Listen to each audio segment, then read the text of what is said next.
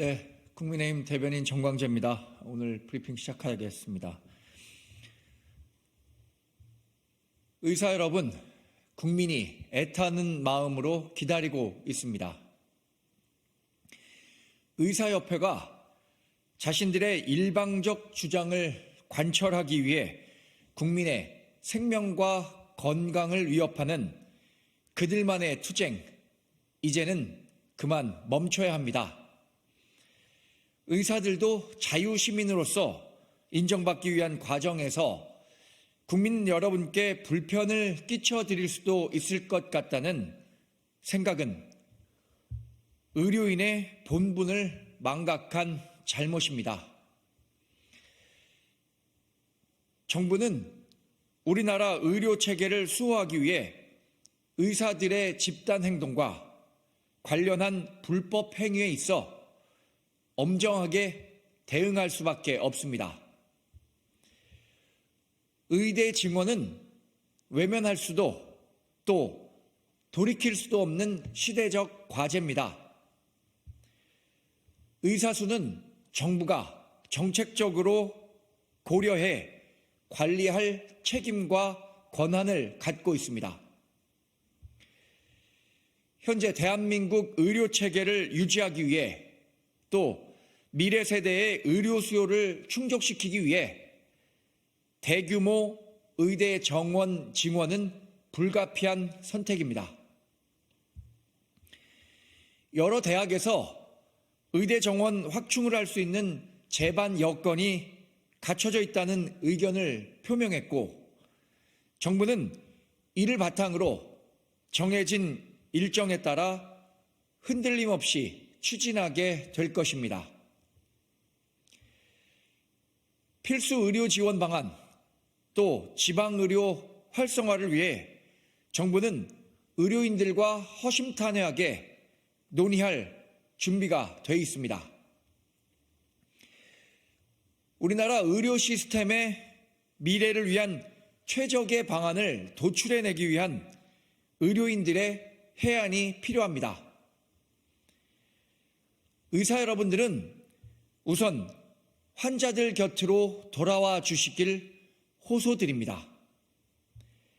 응급실을 전전하는 환자들, 의료 공백으로 적절한 진료를 받지 못하고 있는 국민들, 이런 국민이 있는 한 진솔한 대화를 하기는 어렵습니다. 의사 여러분, 환자를 볼모로 한 투쟁은 그 어떤 문제도 해결할 수 없습니다. 환자들, 국민이 애타는 마음으로 여러분들을 기다리고 있습니다. 의료 현장으로 돌아와 주십시오. 고맙습니다.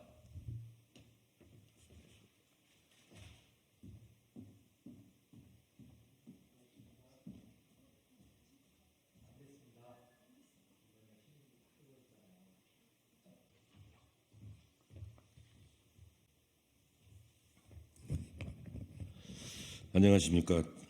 더불어민주당 광주 동구남구을 국회의원 예비후보 이병훈입니다. 지난 26일부터 28일까지 치러진 광주 동구남구을 경선 과정에서 명백한 불법 부정선거 사례가 발생했다는 제보가 이어지고 있습니다. 가짜 하위 20% 명단 살포에 따른 허위사실 유포는 현재 수사 중입니다.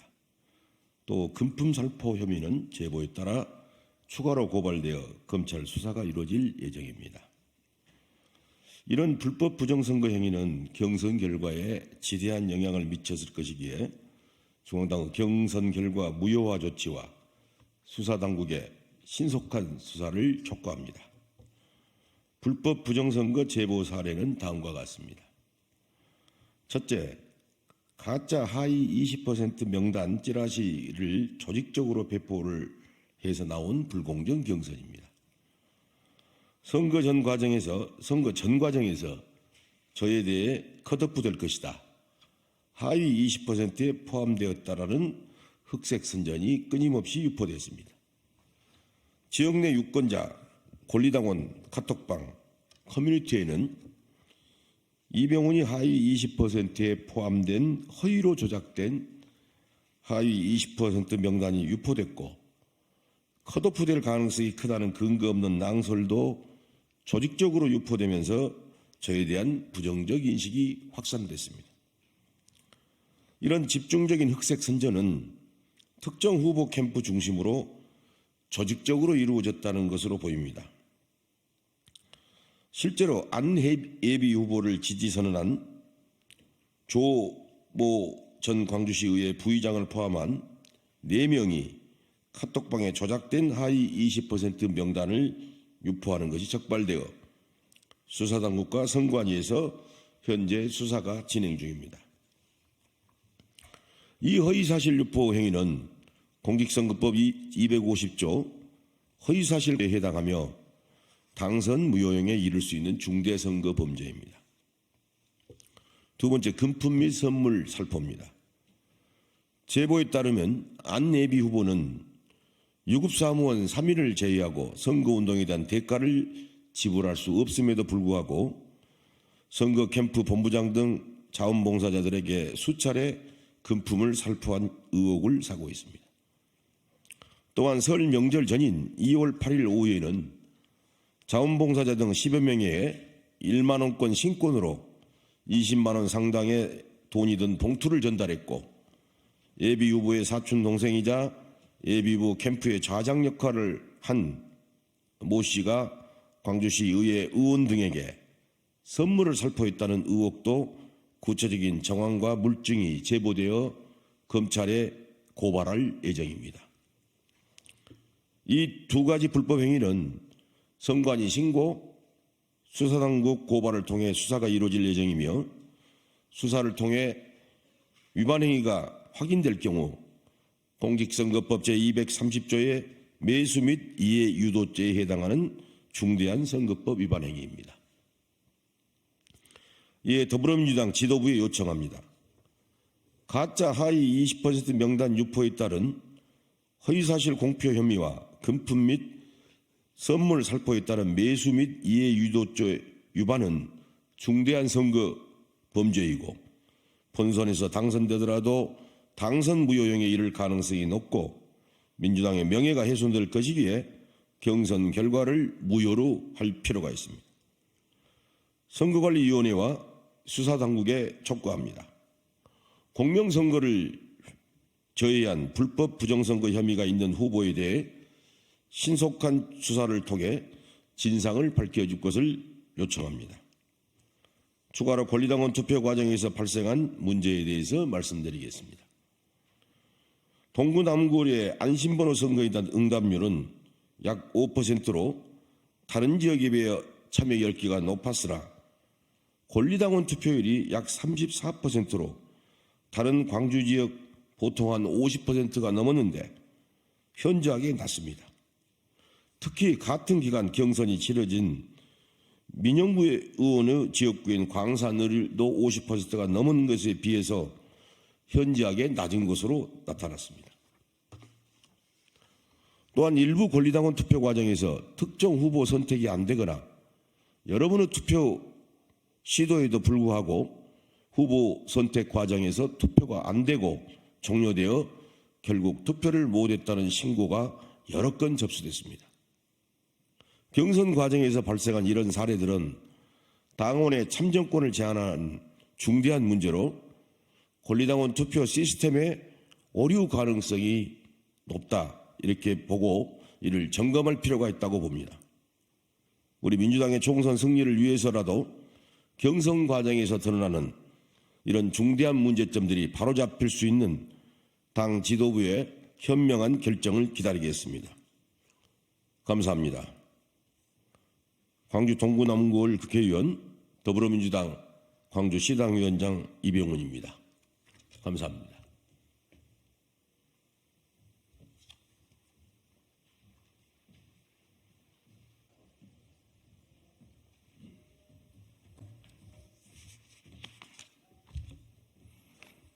김민석 의원입니다. 민주당 상황실 브리핑 드리겠습니다. 시작해도 되겠죠? 의료 대란 다시 읽겠습니다. 첫 번째로 의료 대란이 매우 우려됩니다. 당 상황실 산하에 의료 대란 긴급 상황팀을 구성하겠습니다. 보건복지위원장을 지낸 제가 직접 챙기고 현장 의료인들과도 계속 소통하면서 대책을 강구하겠습니다. 이미 의사뿐만 아니라 간호사, 약사 등 여러 의료계 직역단체들과 소통하고 있습니다. 의료 대란과 의정 충돌을 막기 위해 몇 가지 입장을 말씀드립니다. 첫 번째는 의료인들이 의료 현장에 즉각 복귀하기를 촉구합니다. 또한 의대 정원 확대가 시대적 과제라는 점을 수용한 위에서 합리적 증원 규모에 대해서 대화를 지속해 나가기 바랍니다. 단순 숫자 증원 방식으로 한계가 있다는 점에서 수도권 비급여 의사만 늘리는 결과가 나지 않도록 의료계가 지역 의사제 도입 같은 보완 제도에 대해서 적극 수용 의사를 밝혀주기 바랍니다. 정부 또한 이러한 지역 의사제 도입 문제도 바로 정원 문제와 함께 의료계와 논의해 주기 바랍니다. 두 번째로 정부는 의료 대란으로 인한 진료 차질을 명분으로 현행법상 불법인 PA를 전면 허용하겠다고 합니다. 이렇게 되면 막상 책임은 의료기관과 간호사들에게 떠넘기게 되는 무책임한 결과를 낳게 됩니다. 이제라도 간호법 제정을 통해서 업무에 관한 법률적 근거를 명확히 하기 바랍니다. 국회에서 추진했던 간호법을 대통령의 거부권 없이 일찍 통과시켰다면 적어도 PA 문제에 대해서만큼이라도 현재와 같은 상황에서 훨씬 안정적으로 대처할 수 있었을 것이다 하는 점을 정부가 유념해 주기 바랍니다. 세 번째로 법적 근거도 없이 현재 위기 상황과 직접 관련이 없는 비대면 진료를 정부가 한시적 전면 허용하는 조치를 밝혔는데 정말로 그러한 조치가 필요하다면 한시적으로라도 성분명 처방, 처방전 리필제와 같은 보완적 제도를 병행하는 것이 진정성을 담보하게 될 것입니다. 또한 의사협회의 주장이 과도한 점이 있다 하더라도 적어도 의사협회를 대화의 상대로 인정조차 하지 않으면 이 어려운 상황을 풀어가기 어렵다고 봅니다.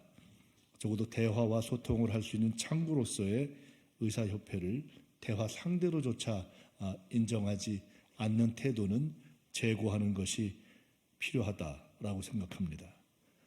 민주당은 의료 현장 혼란으로 인한 환자의 피해와 국민의 불안을 해소하기 위해 최선을 다하겠습니다. 두 번째로, 이번 총선은 누가 뭐라고 해도 윤석열 정권의 무능을 심판하는 선거입니다. 이 본질은 국민의힘의 임시선거 대표인 한동훈 비대위원장이 아무리 덮으려고 애를 써도 덮을 수가 없는 것입니다. 입틀막 정치, 경제 폭망, 친일 외교, 영부인 리스크 등 윤석열 정부의 10대 실정을 수치와 함께 곧 발표해서 모든 민주당 후보들이 전국에서 한 목소리로 국민들께 설명드리도록 하겠습니다. 세 번째로, 박선원 전 차장을 팀장으로 구성한 국정원 선거 개입 감시팀에 댓글 관련 제보가 집중되고 있습니다. 특히 과거 국정원 댓글 공작 당시와 유사한 유형들이 발견되고 있어서 다양한 심층 분석을 진행하고 있습니다. 국민 여러분께서는 관심을 가지고 계속 제보해 주시기를 바랍니다.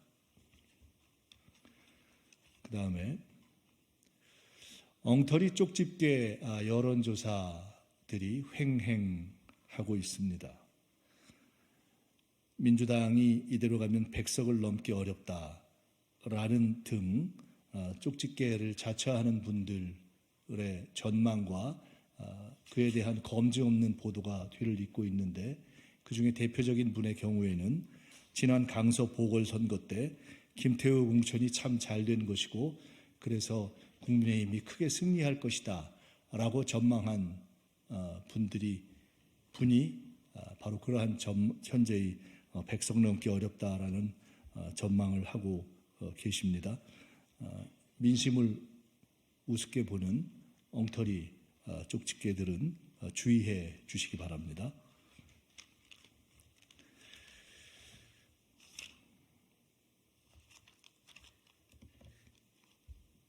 일부 의원의 탈당 지역에서 탈당 권유, 강요가 이루어지고 있다는 제보가 있습니다. 탈당 강요는 정당법 등 관련법 위반이고 당사자의 자의에 의하지 않은 탈당은 절차에 따라서 다 무효화가 됩니다.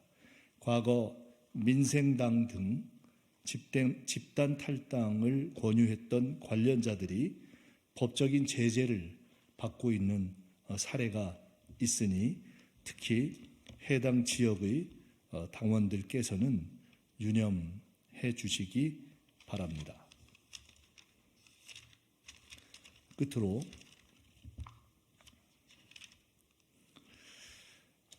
공천이 막바지에 이르렀습니다.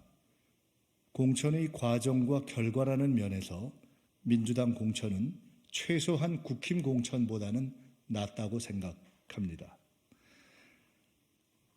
안정적으로 정해진 룰대로 당원과 주민들의 객관적 다면 평가와 심사를 거쳐서 상당한 교체와 변화의 결과가 나타나고 있는 것이 민주당 공천의 특징입니다. 이에 비해서 국민의힘 공천은 한동훈, 유재옥 두 대표가 15%의 심사 점수를 좌우하는 등의 즉흥적인 룰로 쌍특검 표결 전까지는 이탈표를 막기 위한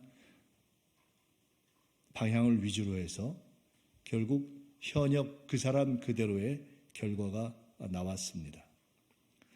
진통과 소리는 있었지만 민주당이 시스템 공천에 노력한 바에 비해서 국민의힘은 김건희 여사 방탄을 위한 사천의 본질을 벗어날 수 없는 결과를 보이고 있습니다. 민주당은 이번 공천 과정에 대해서 계속 국민들께 설명하고 각 지역구에서 검증된 현역들과 새로운 얼굴들로 각 지역에서 평가받을 것입니다. 김건희 여사 방탄, 사천을 덮고 민주당의 공천을 공격하는 것은 또 하나의 한동훈식, 한동훈표 내로남불이다. 이렇게 봅니다. 제도적인 민주당의 공천과 제도화된 민주당의 공천이 적어도 입틀막 기득권 공천보다는 낫다 하는 점을 다시 말씀드립니다.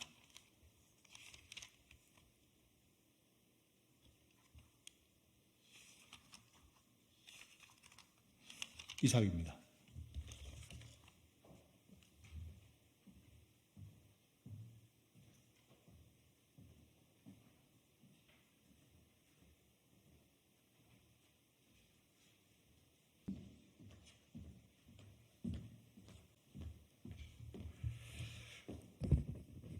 언론인 여러분 반갑습니다. 전남 순천광양 곡성구례을 더불어민주당 국회의원 서동용입니다. 먼저 기자회견문을 낭독하겠습니다. 깜깜이 순천광양 곡성구례을 전략선거구 지정 및 전략공천, 공정한 재심으로 당의 시스템 공천을 확립해야 합니다. 사랑하는 순천광양 곡성구례 주민 여러분, 존경하는 더불어민주당 당원 동지 여러분, 저는 전남 순천광양 곡성구례을 국회의원 서동용입니다. 지난 2일 새벽 최고위원회에서 순천광양 곡성구례을 지역구를 여성 전략특구로 지정하고 지역에 출마한 권양엽 후보를 단수 공천하는 것으로 의결했습니다. 느닷없는 결과에 지역의 많은 주민들과 당원 동지들도 붕괴하고 있는 것으로 알고 있습니다. 이번 결정에서 현역 국회의원인 제가 왜 저의 지역구가 전략선거구로 지정되어야 하는지에 대해 그 누구도 일체의 설명을 하지 않았습니다. 오로지 공관위의 발표를 통해 전략선거구로 지정되었다는 것을 알 수 있었을 뿐입니다. 도대체 기준이 무엇이고 아무런 설명도 없는 이런 일방적인 공천 결정에 대해 저와 순천광양 곡성구례의 당원들과 주민들은 동의하기 어렵습니다. 지난 2일 오후 중앙당 공천관리위원회는 제 지역구에 대한 전략선거구 지정과 함께 전략공천관리위원회 이관을 발표했습니다. 그리고 이관 결정 불과 반나절 만에 전략 단수 공천 결정이 발표됐습니다. 과연 심도 깊은 논의와 토론이 이루어졌을지 의문입니다. 더군다나 임혁백 공천관리위원장은 순천광양 곡성구례을의 전략선거구 지정과 관련한 기자회견에서 현역 의원이 컷오프되지는 않았다라고 언급했습니다. 하지만 결과적으로 현역 의원인 저는 경선 참여에 기회조차 얻지 못하고 컷오프됐습니다. 이어서 임혁백 위원장은 순천광양 곡성구례을 지역에 대한 모든 권한이 전략공관위원장으로 넘어가게 됩니다라고 설명하면서 전략공관위원장님이 어떻게 결심하실지는 잘 모르지만 아마 그 여성특구로 지정하지 않을까 하는 추측입니다. 전적으로 제 개인적인 추측이고요. 전적으로 이 권한은 전략공관위원장이 결정할 사안이라는 점을 말씀드리겠습니다. 라고 말했습니다.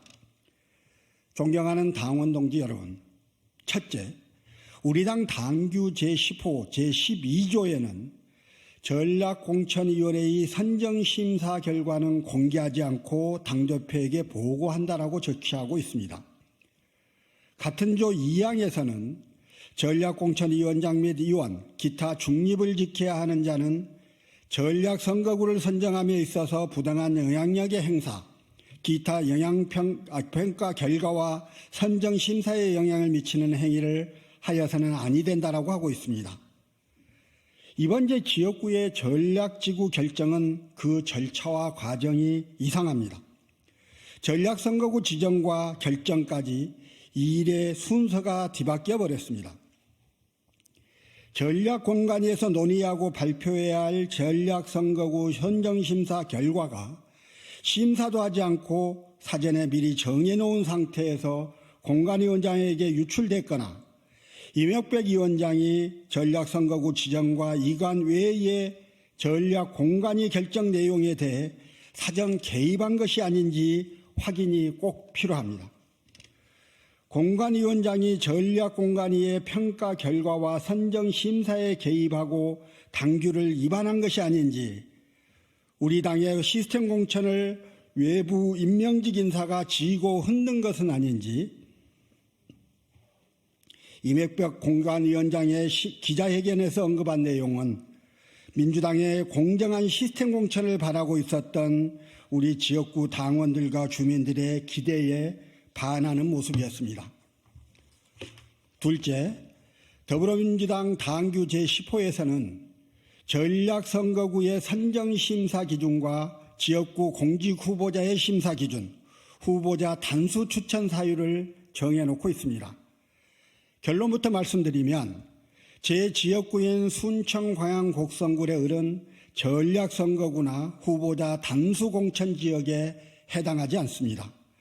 저 또한 지역구 국회의원 후보자 심사 기준에 미달하지 않는다는 점을 분명하게 말씀드립니다. 또한 공관위는 호남 지역구는 경선이 원칙이라고 했습니다. 그러나 아무런 이유도 없이 스스로의 원칙을 깨며 공정한 시스템 공천을 바라고 있었던 주민들의 기대에 반하는 행태를 순청 광양 곡성 의뢰 공청 결정 과정에서 보여줬습니다. 사랑하는 순청 광양 곡성 구례 주민 여러분, 저는 민주당 의정활동평가 하위 20%에 들지 않았습니다. 금품수수 같은 비리 의혹에 연루된 적도 없습니다. 오히려 4년 내내 당과 언론으로부터 국정감사 우수원상을 수상했고 시민단체로부터 지난 4년의 의정활동을 종합적으로 평가해서 수여하는 헌정 대상도 받았습니다. 국민만 바라보고 지역을 지키며 의정활동에 충실했고 의정활동의 성과를 지역의 성과로 이어가기 위해 밤낮으로 일했습니다. 제가 사랑하고 헌신해온 우리 당이 부르면 마다하지 않고 그 책임과 역할을 다했습니다. 이재명 대표께서 임명한 당의 교육특별위원장으로 윤석열 정부의 잘못된 교육정책을 바로잡고 인사참사에 맞서 최전선에서 싸웠습니다. 박순애와 김인철, 정순신, 이균용 후보자 같은 윤석열 정부의 부적격 인사들의 퇴장을 이끌어냈고 지난 대선에서는 김건희 여사의 허위 이력과 논문 표절 의혹을 앞장서서 제기하며 당을 위해 국민을 위해 최선을 다했습니다. 공천관리위원회에 묻고 싶습니다. 국회의원 서동룡의 어떤 부분이 지역에서 경선조차 할 수 없는 컷오프 사유가 됩니까? 지난 23년 9월 KBC 여론조사, 23년 12월 KBS 여론조사, 24년 2월 MBC 여론조사까지 6개월 내내 모두 저 서동룡이 다른 민주당 후보들과 비교해 2배 이상의 압도적 차이로 1등을 기록했습니다. 반면 전략 공천된 권양엽 후보는 국민의힘 후보로 확정된 이정현 후보보다 지지율이 낮기도 했습니다. 그래서 지역 주민들이 믿고 맡겨주시는 경쟁력 있는 후보를 경선의 기회조차 박탈하면서 무리한 전략 공천을 하는 이유가 무엇인지를 묻는 것입니다. 당규에서 후보자 심사 기준을 정한 의정활동 평가와 도덕성, 봉선 경쟁력, 당 기여도를 놓고 보더라도 제가 경선에도 참여할 수 없는 이번 결정이 공정하고 합리적인 결정이었는지 전략 공천에 대한 재검토가 반드시 필요합니다. 당의 시스템 공천을 무시하고 민주적 절차와 과정도 뛰어넘는 무소불위 공관위의 이번 결정으로 민주당을 사랑하고 아끼는 많은 분들이 큰 상처를 입었습니다. 서동룡 개인의 구제가 아니라 우리 더불어민주당의 시스템 공천이 바로 서야 한다는 점을 제가 사랑하는 민주당의 일원으로서 간곡하게 호소합니다. 순청 광양 곡성구의 의뢰는 여당 후보로 전남에서 유일하게 경쟁력이 있는 이정현 후보가 출마합니다. 윤석열 정부에 맞서 강력한 대여 캠페인을 본선 내내 이끌어갈 수 있는 경쟁력과 확장성을 갖춘 민주당 후보가 절실한 상황입니다. 조직과 경험, 실력도 있고 싸울 줄 아는 후보가 필요합니다. 이정현 후보를 확실하게 이기지 못한다면 이번 총선에서 호남의 압도적 지지도 기대할 수 없습니다. 당 지도부에 다시 한번 요청합니다. 순청 광양 곡성구의 의뢰 전략 공천 결정을 재고해 주십시오.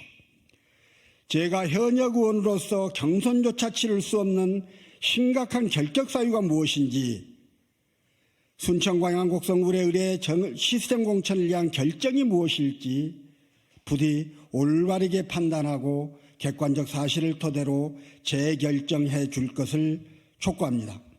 감사합니다. 2024년 3월 3일 전남 순천광양 곡성굴에 을 국회의원 서동용.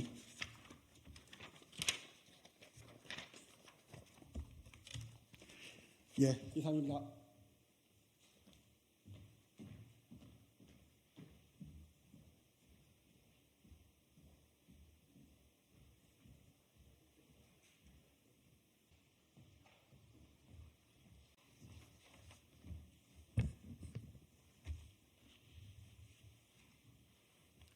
더불어민주당 대변인 한민수입니다. 논평을 발표하겠습니다.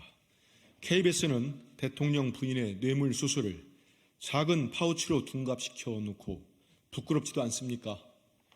KBS가 윤석열 대통령의 신년 대담에서 김건희 여사가 수수한 명품백을 작은 파우치로 축소해 놓고 가이드라인을 준수했다며 강변했습니다. 공영방송에 이름을 달고 대통령 부인의 뇌물 수수를 작은 파우치로 둔갑시켜 놓고 부끄럽지도 않습니까? 박장범 앵커가 준수한 것은 KBS 방송 제작 가이드라인이 아니라 대통령실의 방송 검열 가이드라인 아닙니까? 국민의 빗발치는 항의 청원에도 뻔뻔한 태도로 일관하는 모습은 땡윤 방송으로 전락한 KBS의 현주소입니다. 국민의 방송 KBS가 대통령을 위한 대통령에 의한 방송으로 전락한 현실이 개탄스럽습니다. 땡윤 방송으로 전락한 KBS의 뒤에는 대통령과 영부인이 있습니다. 하지만 김건희 여사의 명품백 수수는 국민의 마음속에서 지워지지 않았습니다. 국민은 신년 기자회견을 거부하고 짜고 친 대담으로 도망친 윤석열 대통령과 여전히 입을 꾹 닫고 있는 김건희 여사를 용서하지 않을 것입니다. 대통령 부부는 명품백 수수 사건이 끝났다고 착각하지 마십시오. 국민은 의혹을 철저히 규명해 책임을 물을 때까지 결코 멈추지 않을 것입니다. 더불어민주당은 윤석열 대통령 부부의 오만과 불통에 맞서 국민과 함께 싸우겠습니다. 윤석열 대통령 부부와 KBS는 4월 10일 총선을 두렵게 기다려야 할 것입니다. 이상입니다.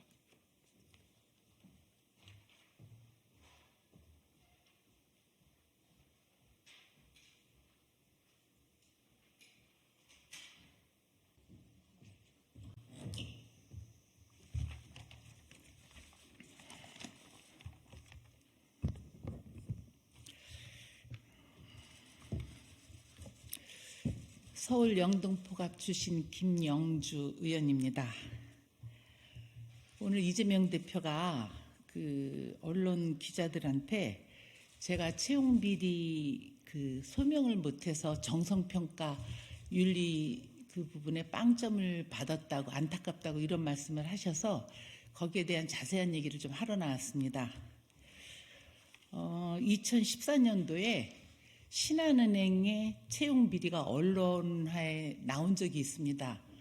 그리고 문재인 정부 들어서 금융기관 채용 비리에 대해서 2018년도 국정감사에서 금융기관 채용 비리에 대해서 조사를 해라 이런 게 나왔습니다. 근데 2019년도에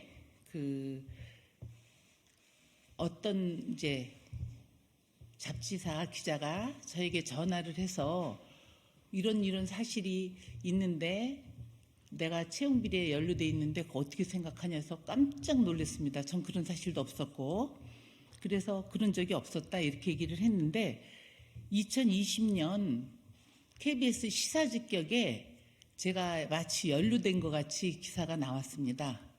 근데 저는 이 채용 비리와 관련돼 갖고는 경찰의 조사를 받은 적도 없고 검찰에서 연락받은 적도 없고 제가 이제 옛날 기록을 좀 해보니까 은행에서 검찰에서 압수한 매물을 갖고 범죄 일람표를 만들었다고 합니다. 근데 그때 국회의원 두 분이 연관이 돼 있는데 그분들은 신한은행에 누구에게 전화한 것까지 다 기록이 돼 있는데 김영주는 누구한테 전화한 흔적 없이 범죄 일람표를 만들었다고 합니다. 그리고 이제 이게 2019대 20대에 걸쳐서 다 끝난 일인데 이재명 대표가 정말 많이 다급하셨나 봅니다. 이거는 그 공적 윤리 평가는 21대 4년치 평가입니다. 그리고 이게 다 대법원 판결까지 해서 신한은행이 끝난 게 20대 초반으로 제가 알고 있습니다. 근데 저는 이거와 관련돼서 예를 들면 경찰에서 내가 신한은행 비리와 연관이 됐는데 뭐 나한테 확인을 했다든가 전화를 했다든가 소환을 했다든가 이런 적도 없고 검찰 수사 받은 적도 없는 겁니다. 그래놨는데 마치 오늘 기자에게 제가 채용비리 소명을 못해서 빵점 안타깝다 이런 얘기를 하셔서 제가 참 유감이라는 말씀을 드리고요. 이런 거를 조금 본인한테 저한테 투서가 들어왔다고 혁신위원회 평가단에서 저한테 소명하라고 연락이 왔다고 합니다. 21대 일어난 일은 아니지만 예전에 제가 아까 말씀드린 대로 이 채용비리건에 대해서 그리고 KBS에서 한참 뒤에 보도본부장, 보도국장, 기자 네 분이 와서 저한테 사과를 했습니다. 자기네들이 여기에 대한 확인은 안 하고 방송에 마치 내가 채용비리에 깊게 연루된 그런 방송에 한 거에 대해서 죄송하다 이런 사과도 받았고요. 그리고 21대 4년 평가를 마치 내가 채용비리 소명을 못한 것 같이 이렇게 이재명 대표가 얘기를 하셨고 그럼에도 불구하고 저는 소명을 했습니다. 당에서 어떻게 된 거냐. 그래서 제가 말씀드린 대로 여기에 대해서는 나는 경찰 조사 받은 적도 없고 검찰 수사 받은 적도 없고 그래서 여기에 대해서는 아무 연관이 없다 해서 그걸 보냈는데 소명이 되지 않아서 빵점 처리를 했다고 오늘 다시 저를 소환했습니다. 언론에다가. 그래서 제가 와서 해명을 하러 이렇게 설명을 하러 이 자리에 나왔습니다.